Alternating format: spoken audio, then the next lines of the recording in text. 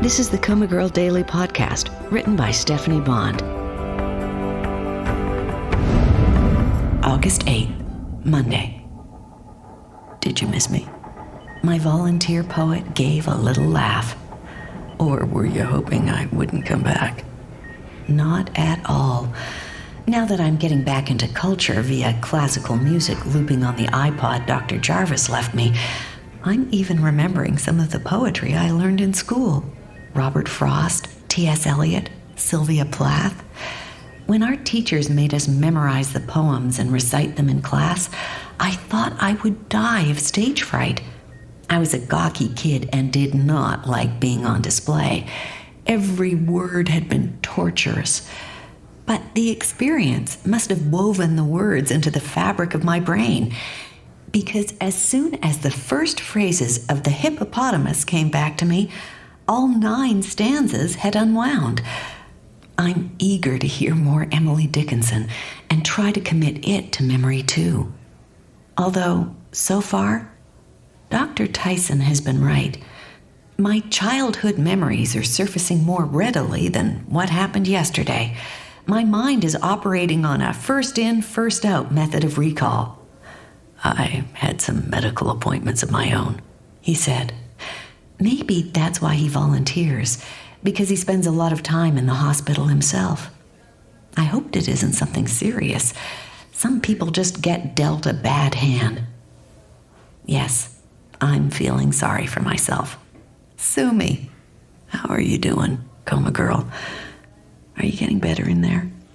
Figuring things out? Not really. When you have a lot of time to think, you analyze things too much, start scrutinizing and dissecting and second-guessing. Before you know it, everything has folded back onto itself. Believe it or not, he said, there are a lot of people who would trade places with you because from where they stand, your life is peaceful by comparison. He is probably right. How many people numb themselves to life with alcohol and drugs and other mind-altering substances? Aren't they, in a sense, seeking a coma-like state? I'm going to read to you now. This is from a poem titled A Prayer. He has such a nice voice. I wonder if he's an actor, or maybe in broadcasting. I'm meant to have but modest needs, such as content and heaven. Within my income, these could lie, and life and I keep even. But since the last included both, it would suffice my prayer, but just for one to stipulate, and grace would grant the pair. And so upon this wise I prayed, Great Spirit, give to me a heaven not so large as yours, but large enough for me. I repeated the words after him, but they got away from me quickly. Still, even after he left, the sense of the poem stayed with me, like a toothache. Life has a way of getting out of hand, especially in a country of abundance. Before the coma, I had been content with my small life.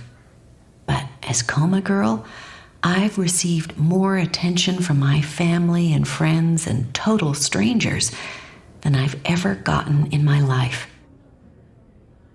And I like it.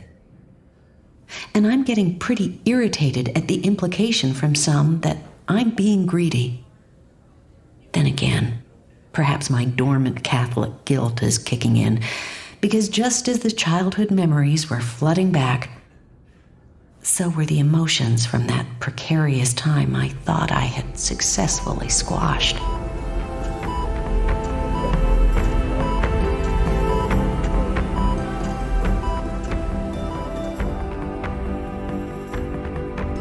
Hi, this is Stephanie Bond, author of the COMA Girl Daily Podcast. Quick tip, listen to COMA Girl with earbuds or headphones to get the most out of every episode. I hope you enjoy. And please share the podcast with a friend.